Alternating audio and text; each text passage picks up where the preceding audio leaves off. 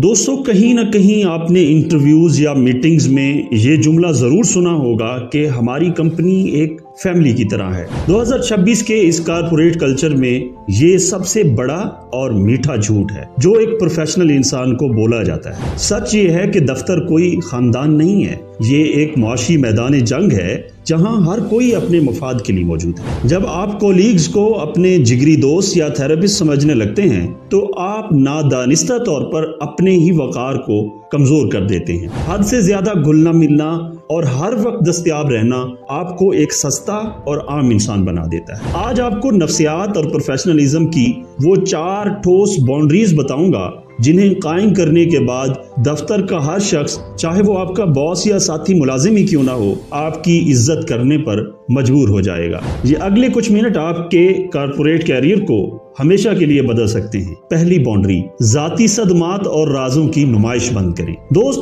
पहली और सबसे अहम हद, आपका क्यूबिकल या वर्क डेस्क आपका ड्राइंग रूम नहीं है। दफ्तर में लोग आपके हुनर की वजह से मौजूद हैं, आपकी जाती कहानियों की वजह से नहीं। अक्सर लोग लंच ब्रेक के दौरान अपने खानदानी मसाइल, माली परेशानियां या जज्बाती कमजोरियां अपने दफ्तर के साथियों के साथ खोल देते हैं। नफ्सियात के मुताबिक ओवर शेयरिंग दरअसल अंदरूनी अदम तहफ़्फ़ुज़ की निशानी है। जब आप अपने राज किसी कोलीग को बताते हैं तो आप उसे अपने खिलाफ एक मुमकिना हथियार दे देते हैं। एक स्टोइक इंसान अपनी जाती जिंदगी के गिर्द एक मजबूत दीवार खड़ी करता है। आपको दोस्ताना होना चाहिए, फ्रेंडली होना चाहिए, लेकिन दोस्त बनने की जरूरत नहीं है। जब लोगों को आपकी निजी जिंदगी के बारे में कम मालूम होता है तो आपकी शख्सियत में एक पुरइसरार ताकत और प्रोफेशनल रोब पैदा होता है। दूसरी बाउंड्री, हाँ कहने की मशीन मत बने। दूसरी हद है दूसरों की नाअहली का बोझ अपने कंधों पर उठाने से इनकार करना। अक्सर लोग अच्छा बनने के चक्रों में दूसरों का काम भी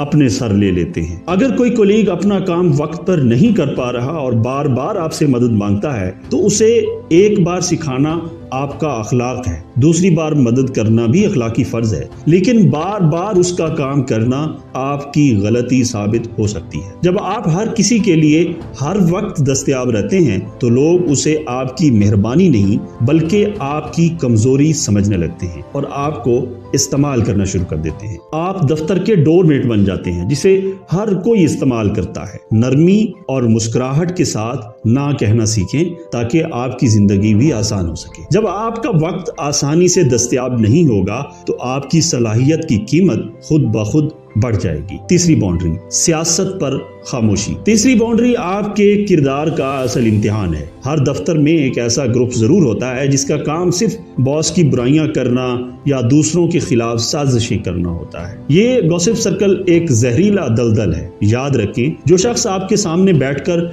किसी और की बुराई कर रहा है वो कल किसी और के सामने आपकी बुराई भी करेगा। एक हाई स्टेटस इंसान कभी इस सस्ती सियासत का हिस्सा नहीं बनता। चौथी बाउंड्री, वक्त की बेरहम कदर। चौथी हद आपके वक्त की मलकियत से मुतालिक है। हमारे कल्चर में ये समझा जाता है कि जो शख्स छुट्टी के बाद भी दफ्तर में बैठा रहे वो ज्यादा हार्ड वर्कर है, लेकिन हकीकत इसके बरक्स है। मुसलसल ओवर टाइम करना अक्सर नाकिस टाइम मैनेजमेंट की निशानी होता है। जब आपका काम का वक्त खत्म हो जाए तो बगैर किसी हिचकिचाहट के और एहसास जुर्म के अपना लैपटॉप बंद करें और घर जाएं। आपकी जिंदगी सिर्फ आपके कैरियर तक महदूद नहीं है। जब आप अपने वक्त की कदर करते हैं और अपने उसूलों पर कायम रहते हैं तो कंपनी भी आपको संजीदगी से लेती है। तो दोस्तों, दफ्तर में पॉपुलर बनने की कोशिश ना करें, काबिल एहतराम बनने की कोशिश करें। मकबूलियत तो बदलती रहती है लेकिन इज्जत हमेशा कायम रहती है। बाउंड्रीज कायम करना शुरू में मुश्किल लगता है। लोग आपको